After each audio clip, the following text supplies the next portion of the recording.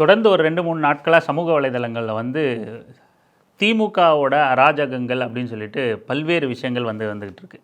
அதில் மிக குறிப்பிடத்தக்க விஷயமா வந்து கிருஷ்ணகிரி மாவட்டம் ஊத்தங்கரையில் ஒரு கிராமத்தில் வந்து குடிநீர் தொட்டியை திமுக அங்கே இருக்கிற லோக்கல் பஞ்சாயத்து தலைவரோட கணவரை சார்ந்தவங்க வந்து எங்களுக்கு ஓட்டு போடலை, திமுகவுக்கு ஓட்டு போடலை, அப்புறம் எதுக்கு உங்களுக்கு குடிக்கிற தண்ணி அப்படின்னு சொல்லிட்டு அந்த குடிநீர் தொட்டியோட பைப்பு எல்லாத்தையும் உடச்சி சுக்குநூறு ஆக்கின வீடியோ வந்து இணையத்தில் மிகப்பெரிய அளவில் பேசு பொருளாக மாறிக்கிட்டு இருக்கு.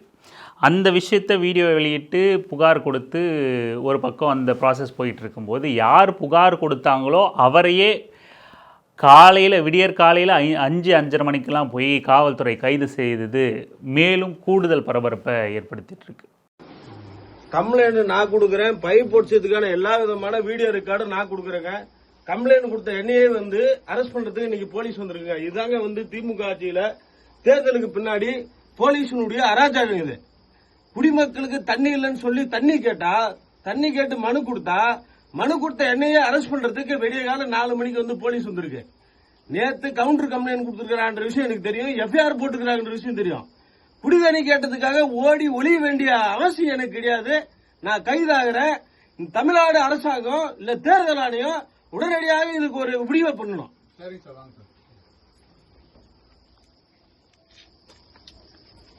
ஆனா அவங்கள அரெஸ்ட் பண்ண கிடையாதுங்க. அவங்களுக்கு இருக்கிற அரசியல் இதை தொடர்ந்து வேறொரு வீடியோ கிளிப் வந்து இன்னொரு திமுக நிர்வாகி அதே போல் குடிநீர் அந்த அடிப்பம்பை வந்து கழட்டிட்டு போகிற மாதிரி ஒரு வீடியோ பதிவு வந்துட்டு இருக்கு. எங்க போய் குடிக்கிட்டோம்? குடி தண்ணி பக்கத்துல இருக்கிறவங்க எங்களுக்கு தான் பிள்ளைங்க குடி வச்சுக்கிறேன், எங்களுக்கு தான் தண்ணி வேணும். தண்ணி பொது போர் எதுக்கு கேட்டுறேன்? இது பொது போர், இது பட்டாவில போட்டுக்கிறியா? பில்லு வாங்க வேண்டியதானே? நான் வாங்கிக்கிறேன் போ. நீங்க சொல்றது எனக்கு நீங்க வந்து கேள்வி என்ன பண்ண பக்கத்துல புள்ளிங்க குட்டி வச்சுக்கிற எல்லாம் தண்ணி நாங்க போர் போட மாட்டோம். போ போய் சொல்லிட்டு போ. நீங்க வந்து கேள்வி கேக்குற? கேள்வி கேட்கல. குடி தண்ணி பக்கத்துல புள்ளிங்க குட்டி வச்சுக்கிறீங்க. நீ யாரு என்ன கேள்வி கேட்க? நீ யாரு? நீங்க தலைவரா வந்தீங்க, பொதுமக்களுக்கு செய்யறதுக்கு தான் தலைவர். பொதுமக்களுக்கு யாரு தான் செய்யணும்? அப்ப நாங்க என்ன ஊருக்கு தெரியாது? நீ யாருமே தெரியாது. எப்படி யாரோ இருந்தா கூட நீங்க பொதுமக்களுக்கு தேர்ந்தெடுக்கிறாங்க உன்ன தலைவரா? மக்கள் தான் தேர்ந்தெடுத்தாங்க. இந்த அராஜகம் பண்ணக்கூடாது. நீங்க இந்த தேர்தலை ஒட்டி தேர்தல் முடிஞ்சு இந்த தேர்தல் முடிவுகள் வர்றதுக்குள்ளே இவ்வளவு பரபரப்பான செய்திகள் வந்து நடந்துக்கிட்டு இருக்கு. இன்னொரு வீடியோ வந்து பாமகவினர் வந்து திமுகவுக்கு வாக்கு கேட்க போன ஒரு பெண்ணை வந்து சரமாரியா தாக்குறாங்க, ஒரு பெண்ணுன்னு கூட கருதாம.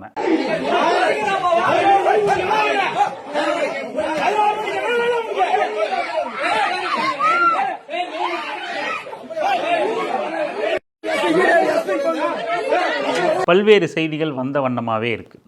அந்த திமுக பெண் நிர்வாகியை தாக்குன பாமகவை சார்ந்த நபர்கள் சிலர் கைது செய்யப்பட்டுட்டாங்க. ஆனால் திமுகவை சார்ந்தவர்கள் குடி தண்ணீரை அந்த மக்களுக்கான குடிநீர் தொட்டிய அந்த குழாய்களை சேதப்படுத்தின நபர்கள் மீது இதுவரைக்கும் நடவடிக்கை எடுத்ததா தெரியல. இது மிக வன்மையாக கண்டிக்க வேண்டிய விஷயமா இருக்குது. அதுவும் குறிப்பிடத்தக்க தேசிய ஜனநாயக வாலிபர் சங்கத்தோட நிர்வாகியாக இருக்கிற தோழர் இளவரசன் அவர்களை 5-5:30 மணிக்கெல்லாம் காவல்துறை யார் புகார் கொடுத்தாங்களோ, அந்த குடிநீர் குழாய் உடைச்சதை வீடியோ எடுத்து யார் புகார் கொடுத்தாங்களோ அவரை ஏதோ திருடரை, கொள்ளைக்காரரை அவர் விட்டால் மாநிலத்தை விட்டு தப்பிச்சு போயிடுவார், நாட்டை விட்டு தப்பிச்சு போயிடுவார் அப்படிங்கிற மாதிரி விடியற் காலையில் போய் காவல்துறை கைது செய்ய வேண்டிய அவசியம் என்ன இருக்குது அப்படிங்கிற கேள்வி இங்கே முக்கியமாக எழுது.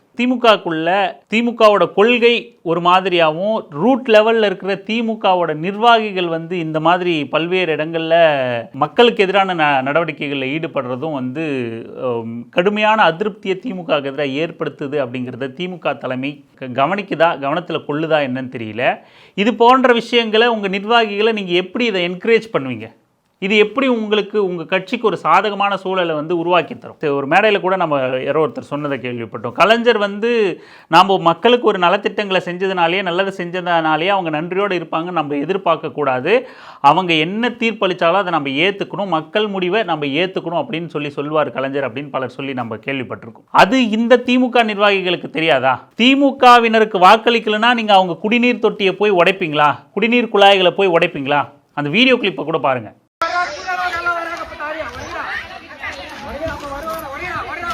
வா வா வா போடுறா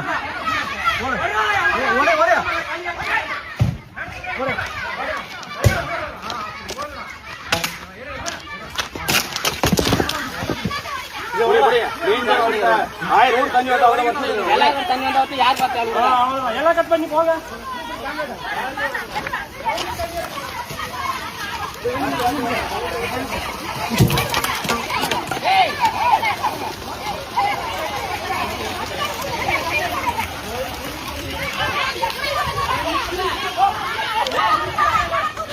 அந்த மக்கள் உங்களுக்கு வாக்களிக்காமல் இருக்க என்ன வேணா காரணம் இருக்கலாம். இப்போ ஒருவேளை நீங்கள் வந்து தாம்பரம் அனகாபுத்தூரில் போயிட்டு வீடுகளை இழந்து நடுத்தெருவில் நிற்க வைக்கப்பட்டு நிர்கதியான மக்கள்கிட்ட போய் நீங்கள் ஏன் திமுகவுக்கு வாக்களிக்கல அப்படின்னு அவங்கக்கிட்ட நீங்கள் வம்பிழுக்க முடியுமா? வேங்கை வயலில் போய் நீங்கள் அந்த மாதிரி கேட்க முடியுமா? இன்னும் கோரான பல மக்கள் பிரச்சனைகள் வந்து இந்த தமிழ்நாட்டில் இதே திமுக ஆட்சியில் நடந்து தான் இருக்குது. யாரும் மறுப்பதற்கு இல்லை. எதிர்க்கட்சிகள் அந்த மாதிரியான விடயங்களை எடுத்து மக்கள்கிட்ட போராட்டங்களாக அவங்கள ஒருங்கிணைக்கணும் அப்படிங்கிறது தான் மக்களோட எதிர்பார்ப்பாக இருந்துச்சு. மாறா அவங்களும் அதை கண்டுகொள்ளாமல் வெறும் சொத்தையான வாதங்களை வச்சு அவங்க வலுவில்லாத எதிர்க்கட்சிகளாக செயல்பட்டாங்க அப்படிங்கிறது தான் யதார்த்தமான உண்மை. இப்போது பரந்தூர் விமான நிலைய போராட்ட களத்தில் 2-3 ஆண்டுகளுக்கு மேலே போராட்ட களத்தில் இருக்கிற அந்த மக்கள் ஏன் திமுகவுக்கு வாக்களிக்கல அப்படின்னு போய் அவங்கக்கிட்ட நீங்கள் அவங்க குடிநீர் குழாய்களை உடைக்க முடியுமா? இல்லை உடைச்சா அது சரியாக இருக்குமா? இங்கே பல்வேறு மக்கள் பிரச்சனைகள் வந்து தீர்க்கப்படாமல் இருக்குது. இன்றளவும் கூட ரொம்ப அடிப்படையான ரொம்ப கோரான விஷயங்கள் வந்து இருந்துக்கிட்டு தான் இருக்குது. அப்போது அந்த மக்கள் திமுகவை அல்லது ஆளுகிற அரசை தண்டிக்கணும்னு நினச்சி மாற்றாக வாக்களிக்க வாய்ப்பு இருக்குது. இல்லை தேர்தலை புறக்கணிக்க பல்வேறு கிராமங்கள் வந்து இப்போ நாங்குநேரியில் தேர்தலை புறக்கணித்தாங்க. இன்னொரு கிராமம் நம்ம ஊர் பேரை மாற்றலை 15 ஆண்டுகால கோரிக்கை அப்படின்னு விருதுநகர் மாவட்டத்தில் நாம கூட பேசியிருந்தோம். அந்த கிராம மக்கள் வந்து தேர்தலை புறக்கணித்தாங்க. ஒவ்வொருத்தரும் ஒவ்வொரு மாதிரியான போராட்ட வழிமுறையை கையில் எடுக்கிறாங்க. தேர்தல் புறக்கணிப்பு அப்படிங்கிறது தங்களோட கோரிக்கையை போராட்ட வழிமுறையை வெகுஜன மக்கள்கிட்ட அரசு அதிகாரிகள் கிட்ட அவங்க காதுகளுக்கு கேட்குற மாதிரி கொண்டு போகிறதுக்குரிய ஒரு வழிமுறையை அவங்க கையாளுறாங்க. அதே போல் இந்த அரசாங்கத்தால் அல்லது இந்த அரசு இருக்கும்போது ஏற்படுற பாதிப்பால் நேரடியாக பாதிக்கப்பட்ட மக்கள் உங்களுக்கு வாக்களிக்காமல் உங்களை தண்டிக்கணும் அப்படிங்கிறதுக்காக எதிரில் இருக்கிறவன் நல்லவன் கெட்டவன் இவர்களை விட சிறப்பானவன் சிறப்பில்லாதவன் அப்படின்னு என்ன வேணால் வாதம் இருக்கலாம். ஆனால் அவங்களோட நோக்கம் உங்களை தண்டிக்கிறது அப்படிங்கிற இந்த தமிழ்நாட்டோட தேர்தல் வரலாறே அப்படி தான் இருக்கும். திமுக ஆட்சி செஞ்சுக்கிட்டு இருக்கோம். திமுக ஆட்சியில் ஏதாவது அதிருப்திகள் இருக்கும், மாற்றி அதிமுகவுக்கு வாக்களிப்பாங்க. காரணம் திமுகவோட அதிமுக சிறப்பான திட்டங்களை செயல்படுத்தக்கூடியது அப்படிங்கிற காரணத்துக்காக இல்லை, திமுகவை தண்டிக்கணும் அப்படிங்கிறதுக்காக. அதே போல் அதிமுக ஆட்சி நடக்கும், அதிமுகவில் மக்கள் விரோத சட்டங்கள் நிறைவேற்றப்படும், ஆடு கோழி பலியிடக்கூடாதுன்னு சொல்லுவாங்க, மதமாற்ற தடை சட்டம் கொண்டு வருவாங்க. இந்த மாதிரி தீவிர பார்ப்பனியத்தன்மைக்குள்ள ஜெயலலிதா போகும்போது ஜெயலலிதாவை தண்டிக்க திமுக வாக்கு செலுத்துவாங்க. ஏன்பா போன முறை தான் திமுகவை தோக்கடிச்சுமே, ஏன் திரும்ப திமுகவுக்கு வாக்களிக்கணும் அப்படின்னு இல்லை. என்ன இந்த அந்த 5 ஆண்டுகளோட கள நிலவரம் என்ன, எந்த மாதிரியான தாக்கத்தை அந்த அரசு மக்கள்கிட்ட ஏற்படுத்திச்சு, அவங்களுக்கு ஆதரவாக நிற்கலாமா எதிராக நிற்கலாமா, அவங்கள ஆதரிக்கலாமா தண்டிக்கலாமா அப்படிங்கிற முடிவில் தான் மக்கள் வாக்களிக்கிறத ஒரு கருவியாக பயன்படுத்துவாங்க.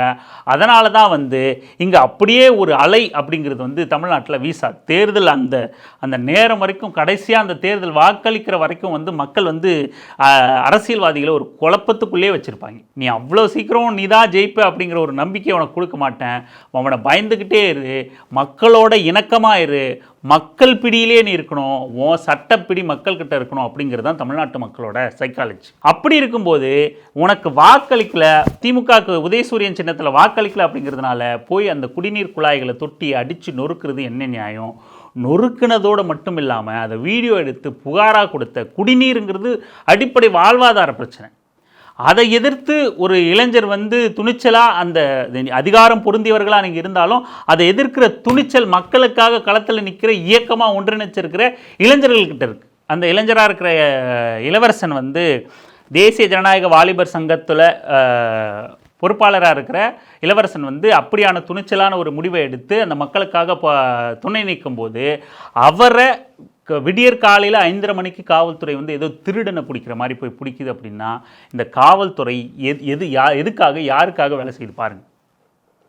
பணம் படைத்தவன், அதிகாரம் படைத்தவன் அந்த அரசியல்வாதியால் அல்லது அந்த தொழிலதிபரால் தமக்கு வேலையாகணும், இல்லை ஏதாவது ஒரு லாபம் கிடைக்குது அப்படின்னா நீங்கள் என்ன வேணால் அதே புகார் கொடுத்து ஆதாரத்தோடு இருக்கிற அந்த எதிர்த்தரப்பை குற்றம் செஞ்சவனை கைது செஞ்சுட்டு வந்து இவங்களோட சைக்காலஜி திருமா கூட சொல்வார், அது என்ன 2 பேர் மேலேயும் வழக்கு போடுறது, அடித்தவன் மேலேயும் வழக்கு, அடி வாங்கினவன் மேலேயும் வழக்கா? பொதுவாக போகிறீங்களோ, வடிவேல் சொல்கிற மாதிரி பொதுவாக போகிறீங்களோ, பகையில்லாமல் போகிறீங்களோ? பகையில்லாமல் போகிறதா போலீஸ்காரரோட வேலை? போலீஸ்காரங்களோட வேலை என்ன? விசாரணை பண்ணுறதில்ல. விசாரணை பண்ணி யார் பக்கம் யார் மீது குற்றம் இருக்கோ அவர்கள் மீது வழக்கு தொடுத்து அவங்கள சிறைப்படுத்தி வழக்கு நடத்துறது தானே காவல்துறையோட எல்லா ஆதாரம் இருக்குது. சமூக வலைதளங்களில் பரவுது. இன்றைக்கி சமூக வலைதளங்கள் இவ்வளவு வலுவாக அரசு அதிகார வர்க்கத்தை எதிர்த்து குரல் எழுப்புகிற இந்த காலகட்டத்தில் கூட காவல்துறை இவ்வளவு நெருக்கடிகளை, பல நெருக்கடிகளை வெகுசன மக்களுக்கு கொடுத்துக்கிட்டு இருக்கு. இந்த சம்பவம் உதாரணம். கொஞ்ச நாட்களுக்கு முன்னாடி ஒரு குடும்பத்து ஏதோ ஒரு சம்திங் ஒரு பிரச்சனை, ஒரு வீடியோ கிளிப் நம்ம பார்த்தோம். பெண்கள்கிட்ட அவ்வளோ மோசமாக காவல்துறை வந்து நடந்துக்குது. உன்னை கிழிச்சிருவேன், அதை பண்ணிவிடுவேன் வீடியோ எடுக்கிறாங்க. அந்த வீடியோவில் அவ்வளவு அருவருப்பான ரியாக்ஷனை அந்த காவல்துறை அதிகாரி வந்து கொடுக்குறாரு. இப்படி பல்வேறு சம்பவங்களை நம்ம பார்த்துக்கிட்டு தான் இருக்கோம். இந்த வளர்ந்த காலகட்டத்தில், இவ்வளவு தொழில்நுட்ப காலகட்டத்தில், சமூக வலைதளங்கள் இருக்கிற காலகட்டத்திலேயே காவல்துறையோட முகம் இவ்வளவு கொடூரமானது அப்படின்னா, தொழில்நுட்பம் இல்லாத காலகட்டத்தில் நமக்காக போராட்ட களத்தில் நின்ற தோழர்களோட நிலைமையை பாருங்கள். விடுதலை சிறுத்தைகள் கட்சி நம்ம மேலும் மேலும் உதாரணம் காட்டுறோம். விடுதலை சிறுத்தைகள் கட்சியே அவ்வளவு எளிதாக பத்திரிகைகள் அங்கீகரிக்காதுன்னு எவ்வளவு மனக்குமுறலோட அந்த கட்சி நிர்வாகிகளும் தலைவரும் சொல்லிகிட்டே இருக்காங்க, அந்த கட்சியோட தலைவர்கள். அப்படித்தான் இங்கே இருக்கிற இயக்கங்களுக்கும் அமைப்புகளுக்கும் இயக்கவாதிகளுக்கும் மக்களுக்காக எந்த தேர்தல் அனுகூலங்களையும் எதிர்பார்க்காம போய் களத்தில் நின்று வேலை பார்க்குறவங்களுக்கும் இங்கே உள்ள சூழல் அதுதான். பத்திரிகைகள், ஊடகங்கள் வந்து பெருசாக வந்து இவங்களுக்காக துணை நிற்காது. அந்த மாதிரியான காலகட்டங்களில் இந்த அரச பயங்கரவாதத்தை இந்த மக்கள், இந்த இயக்கவாதிகள், போராளிகள் எவ்வாறு எதிர்கொண்டு தங்களை உயிரையே இந்த மக்களுக்காக அர்ப்பணித்து நமக்காக போராட்ட காலத்தில் நின்றுருக்காங்க அப்படிங்கிறது நம்ம சிந்திச்சு பார்க்கணும். இந்த அரசு அதிகார வர்க்கம், காவல்துறை கட்டமைப்பு அப்படிங்கிறது வந்து மிக கொடூரமானது. இப்போ 2வது விஷயத்துக்கு வரும். இப்படி இது கடுமையாக கண்டிக்கத்தக்கது. திமுக என்ன, அதிமுக என்ன, பாமக என்ன, இது எல்லா கட்சிகளுக்குள்ளேயும் ஊடுருவி இருக்கிற ஒரு கொடிய விஷம் இது. அந்த கட்சி நிர்வாகிகளை அமைப்பாக்கி ஒழுங்குபடுத்த வேண்டியது அந்த கட்சி தலைமைகளுக்கான கடமை. வெறுமனே நீங்கள் பேச்சாளர்களை உருவாக்க, தேர்தல் வியூகங்களை வகுக்க, எல்லாத்துக்கும் மாநில அளவில் வந்து நீங்கள் உங்கள் நிர்வாகிகளோட கூட்டங்களை கூட்டி ஆலோசனைகளை பண்ணுறீங்கல்ல, ஏன் வருஷத்துக்கு ஒரு முறை, 6 மாதத்துக்கு ஒரு முறை, 3 மாதத்துக்கு ஒரு முறை இந்த மாதிரி ஒட்டுமொத்தமாக உங்கள் நிர்வாகிகளை குறைஞ்சபட்சம் மாநில அளவில் இல்லைனாலும் மண்டல அளவில், மாவட்ட ரீதியில் ஒன்று கூட்டி, நம்ம கட்சி இது, நம்ம கட்சியோட நோக்கம் இது, மக்கள்கிட்ட இப்படி இருக்கணும், மக்களை இப்படி எளிமையாக அணுகணும், மக்கள் விரோத போக்கு கடைபிடிக்கக்கூடாது, தன்னோட சுய லாபத்துக்காக மக்கள் விரோதிகளாக ஆக்கக்கூடாது, மக்களை கட்சிக்கு எதிராக நிப்பாட்டக்கூடாது அப்படிங்கிற பயிற்சியை ஏன் திமுக போன்ற கட்சிகள் வந்து தங்களோட நிர்வாகிகளுக்கு கொடுக்கறதில்ல? ஏன் கொடுக்கறதில்ல? சரி, ஓட்டு போடுறாங்கன்னா ஏன் இவங்க மாற்றி ஓட்டு போடுறாங்க? இன்றைக்கி விஜய் பின்னாடி இவ்வளோ தீவிர அலை இருக்குது. தீவிர அலைன்னா இப்படி சமூக வலைதளம் ஏன் அப்படி போகுது அப்படின்னா, நம்ம இன்றைக்கும் விஜய் பின்னாடி ஒட்டுமொத்த தமிழ்நாடு போயிடுச்சுன்னெலாம் நம்ம சொல்லலை. ஆனால் இன்றைக்கி இளைஞர்கள் அப்படி கண்மூடித்தனமாக ஒரு குறிப்பிட்ட சதவீதம் வந்து அப்படி போக வேண்டிய தேவை என்ன இருக்குது அப்படின்னா, அவனுக்கு சினிமாவில் பார்க்கறது மட்டுமே அரசியலாக பார்த்து வளர்ந்த தலைமுறையாக அவன் இருக்கான். அவன்கிட்ட இங்கே இருக்கிற இயக்கங்களோ கட்சிகளோ அவனோட தெரு வரைக்கும் வந்து போய் அரசியலை செய்யலை. அரசியல் செய்யலைன்னா என்ன? போராட்டங்களை அங்கே தெரு ரீதியாக, தெருமுனை கூட்டம் வழியாக அவங்ககிட்ட அரசியலை கொண்டு போய் சேர்க்கலை. நம்ம என்ன மாதிரியான சூழலில் வாழ்கிறோம்னு சொல்லலை, நம்ம சுற்றி என்ன மாதிரியான பிரச்சனைகள் இருக்குதுன்னு பேசலை. திமுக மாதிரியான கட்சிகள் கார்ப்பரேட் ஸ்ட்ரக்சருக்கு வந்து ஒரு மாநாடா, ஒரு கூட்டமாக, ஒரு பெரிய ஒன்று கூடலா, ஏதாவது ஒன்றுன்னா டக்குன்னு காசை கொடுக்கறது, ஆட்களை திரட்டுறது, வண்டி வைக்கிறது, ரொம்ப ரொம்ப நீட்டாக கொண்டு வந்து இறக்கி ஏற்றிட்டு போய் அவங்கள அங்கே செட்டில் பண்ணிடுறது, அவங்களுக்கு தேவையானது கொடுத்து ஓகே அந்த அந்த அந்த செயல்பாடை வெற்றிகரமாக முடிச்சிட்டோம் அப்படிங்கிற அளவுக்கு திருப்தி அடைஞ்சிக்கிறாங்க. ஆனால் ஒரு எழுச்சி உண்டாக்கணும், ஒரு பேசுபொருள் ஆகணும் ஒரு மாநாடு நடைபெறும் போது அப்படிங்கிறத அந்த இடத்துல இருந்து திமுக நகர்ந்துருச்சு. நமக்கு தேவை கூட்டம் காட்டணும், சேர் ஃபுல்லாக ஆட்களை காட்டணும், கூட்டிகிட்டு வா, வண்டியை வை, கூட்டிகிட்டு வா, சாப்பாடு போடு, காசை கொண்டு போய் இறக்கு அப்படிங்கிற இடத்துக்கு நகர்ந்துட்டாங்க. மக்கள்கிட்ட உணர்வு ரீதியாக அவங்க வேலையை விட்டுட்டு காசு கொடுக்குறத நம்ம தப்பு சொல்லலை. கூட்டங்களுக்கு வர்றவங்களுக்கு திமுக போன்ற கட்சிகள் பணம் கொடுத்து அனுப்புறதை நம்ம தவறு சொல்லலை. அந்த மக்கள் ஒரு நாள் வேலையை விட்டுட்டு வராங்க. அப்படி இருக்கும்போது வர்றவங்களுக்கு அவங்களுக்கான சாப்பாடு தண்ணின்றது எல்லாத்தையும் பார்த்துக்கிட்டு அவங்களுக்கான அன்னைக்கு இழக்கிற காசை கொடுக்க முடியக்கூடிய திமுக போன்ற கட்சிகள் கொடுக்கறது தவறே கிடையாது, கொடுக்கட்டும். ஆனால் வெறுமனே அந்த ஏற்பாட்டு நிகழ்ச்சியாக மட்டுமே அது போயிடக்கூடாது. எழுச்சி மிக்க உணர்வு மிக்க ஒரு நிகழ்ச்சியாக அதை கன்வெர்ட் பண்ணுற இடத்த திமுக போன்ற கட்சிகள், அதிமுக உட்பட்ட கட்சிகள் தவற விட்டுருச்சு. இன்றைக்கும் அது விடுதலை சிறுத்தைகள் கிட்ட மட்டும்தான் இருக்குது. ஒரு உணர்வோட ஒரு கூட்டத்தை கூட்டுறோம். பாட்டாளி மக்கள் கட்சிக்கிட்டே இருக்குது. சரியோ தவறோ, நேர்மறையோ எதிர்மறையோ, ஆனால் அங்கேயும் அது இருக்குது. ஆனால் இந்த ஆளுகின்ற இந்த பெரிய 2 கட்சிகள் கிட்ட, ஆளுகின்ற பெரிய 2 கட்சிகள் கிட்ட அது காணாமல் போயிடுச்சு. இது தொடர்பாக நம்ம பேசணுன்னா இன்னும் பேசிக்கிட்டே போகலாம். ஆனால் இன்னொரு விஷயத்தை மட்டும் நான் சொல்லி முடிச்சுக்கலாம்னு நினைக்கிறேன். இப்போ இந்த தண்ணி 2 சம்பவங்களில் குடிநீர் குழாயை ஒருத்தர் அடிப்பம்பை கட்டுறதையும், இன்னொருத்தர் இந்த குடிநீர் தொட்டியும் குழாயையும் அடித்து உடைச்ச சம்பவத்தையும் நம்ம பார்க்குறோம். ஆனால் ஏன் எங்களோட கோபம் குடிநீர் மேலே காட்டப்படுது அப்படிங்கிறது நம்ம ரொம்ப ரொம்ப ஆழமான கேள்வி. இது ரொம்ப ஆழமான கேள்வி, ஆழமான பதில் தேட வேண்டிய விஷயம். பல நூற்றாண்டுகளாக இங்கு மக்களை ஒடுக்க குடிநீரே ஆயுதமாக பயன்படுத்தப்பட்டுக்கிட்டு இருக்கு. இந்த இந்து மத வர்ணாசிரம சிஸ்டத்தில் தீட்டை நேரடியாக கடைபிடிக்க, நேரடியாக விலக்கி வைக்க குடிநீர் தான் ஒரு அடையாளமாக பார்க்கப்பட்டுக்கிட்டு இருக்கு. புரட்சியாளர் அம்பேத்கர் அங்கே குடிநீர் குளத்தில், மகர் குளத்தில் அந்த தண்ணி எடுக்கிற போராட்டத்திலேருந்து இன்று வரைக்கும் குடிநீர் தான் தீட்டுக்கான அல்லது உரிமை பெறுவதற்கான ஒரு அடையாளமாக இருக்குது. அதனால தான் எனக்கு தெரிஞ்ச அந்த குடிநீர் குழாய் உடைச்ச பகுதி கூட ஒரு பட்டியல் பிரிவு மக்கள் வசிக்கிற பகுதி மாதிரி தெரியுது. எனக்கு உறுதிப்படுத்தலை நானே. ஆனால் அந்த ஒரு ஒரு ஒரு சேரி பகுதியே, காலனி பகுதியே இங்கே உள்ள கட்டமைப்பில் எப்படி இருக்குது அப்படின்னா அந்த மாதிரியாக தான் அந்த ஒரு பகுதி தெரியுது. முறையான நலத்திட்டங்களும், முறையான தெருக்களும், முறையான சாலை வசதிகளும் சென்று சேராத ஒரு பகுதியாக அது தெரியறதுனால நான் அதனால் சொல்கிறேன். அந்த மாதிரி ஒடுக்கப்பட்ட நிலையில் தான் அந்த பகுதிகள் இன்னமும் வைக்கப்பட்டுக்கிட்டு இருக்கு.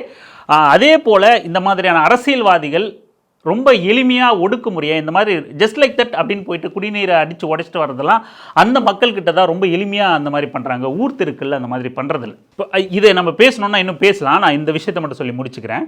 இப்படி தீட்டு பார்க்கறதுக்கான நேரடி ஒரு விஷயமா குடிநீர் இருக்குது. அதனால தான் அம்பேத்கர் குடிநீர் எடுக்கிற அந்த குளத்தில் குடிநீர் எடுக்கிற போராட்டத்தை எடுத்தார். இன்றைக்கும் நம்ம ரெட்டை கோலை முறையை பார்க்குறோம். 2 டம்ளரில் வெவ்வேறு டம்ளரில் டீ காஃபி கொடுக்குறத பார்க்குறோம்.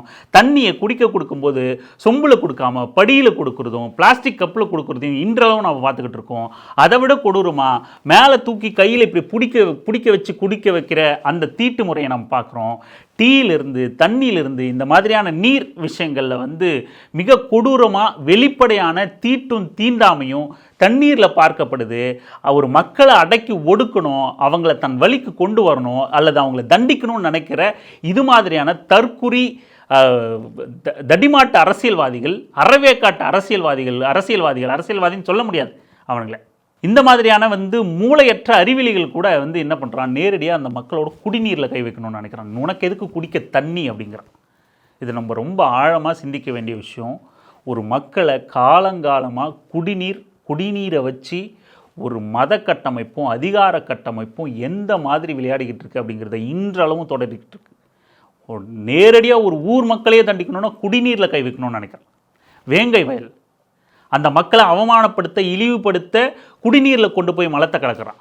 குடிநீரை இன்றளவுக்கும் தீட்டுக்கான, தீண்டாமைக்கான, அதிகாரத்துக்கான, அடக்குமுறைக்கான ஒரு மிகப்பெரிய கருவியாக பயன்படுத்திக்கிட்டே இருக்குது இந்த இந்துத்துவ கட்டமைப்பு. நம்ம என்ன சொல்கிறது இதை? அரசியல்வாதிகள் ஒன்றத்தை நினைவில் கொள்ளணும். நீங்கள் உன் அப்பா வீட்டு சொத்தை எடுத்துகிட்டு வந்து கொடுக்கல. உதயநிதி நிர்மலா சீதாராமனுக்கு கேட்ட அதே கேள்வியை தான் நம்ம கேட்குறோம். உங்கள் அப்பா வீட்டு சொத்தை எடுத்துகிட்டு குடிநீர் வசதி ஏற்படுத்தி யாருக்கும் தரல. அந்த மக்களோட அடிப்படை உரிமை, ஃபண்டமெண்டல் ரைட். அது ஒரு குடிமகனுக்கு வாழ்கிறதுக்கான ஏற்படுத்தி தர வேண்டிய அடிப்படை வாழ்வாதார உரிமை. அது அரசாங்கம் கொடுக்க வேண்டிய உரிமை, கடமை அது. மக்களோட வரிப்பணத்தில் மக்களால் தேர்வு செய்யப்பட்டதுனால நிறைவேற்றப்பட்ட திட்டத்தை உனக்கு ஓட்டு போடலன்னு நீ அதை அடித்து உடைக்கிறதுக்கு எந்த மயிராண்டிக்கும் ஒரு உரிமையும் கிடையாது. அதை திமுக மட்டும் இல்லை, இந்த மாதிரி தண்ணீரை வச்சு தன் அதிகாரத்தை காட்டிக்கிட்டு இருக்க யாரும் நினைவில் கொள்ள வேண்டிய விஷயம். நம்ம இந்த தண்ணீர் வந்து மிகப்பெரிய ஒரு அதிகாரமாகவும் ஒரு வெளிப்படையான தீண்டாமைக்கான ஒரு விஷயமாகவும் கடைபிடிக்கப்பட்டுக்கிட்டே இருக்குது. இது மிகப்பெரிய அளவில் விவாதம் பண்ணி சமூகத்தில் மாற்றம் ஏற்படுத்தப்பட வேண்டிய விஷயம். அதே போல் கட்சிகளும் இயக்கங்களும் அமைப்புகளும் வந்து தெரு வரைக்கும் போய் மக்கள்கிட்ட அரசியலை பேசணும், அரசியலை வந்து பழக்கணும். இன்றைக்கி அதுக்கான இடம் மிகப்பெரிய அளவில் வெற்றிடமாக இருக்குது. அந்த வெற்றிடத்தின் தன்மையால் தான் இந்த மாதிரியான சம்பவங்கள்லாம் நிகழ்ந்துக்கிட்டு இருக்குது. கட்சியில் நிர்வாகியாகவே, எம்எல்ஏவாகவே, எம்பியாகவே இருந்தாலும் கூட இப்படி புரிதலற்ற நபர்களை தான் உருவாக்கி வச்சுருக்கோம். வெறும் விஜய் கட்சியில் இருக்கிறவங்க மட்டும் தற்கூரிகள் இல்லை, எல்லா கட்சியிலையும் தற்கூரிகளும் அயோக்கிய பயல்களும் இருக்கான், ரவுடி பயல்களும் இருக்கான். அதை நம்ம கவனத்தில் கொள்ளணும். தண்ணீர் அதிகார வர்க்கத்தின் ஒரு ஆயுதமாக இருக்குது. அதையும் நம்ம இன்னும் அதை திரும்ப விவாதிக்க வேண்டிய ஒரு விஷயமா இருக்குது. தொடர்ச்சியாக நம்ம பேசுவோம். நன்றி.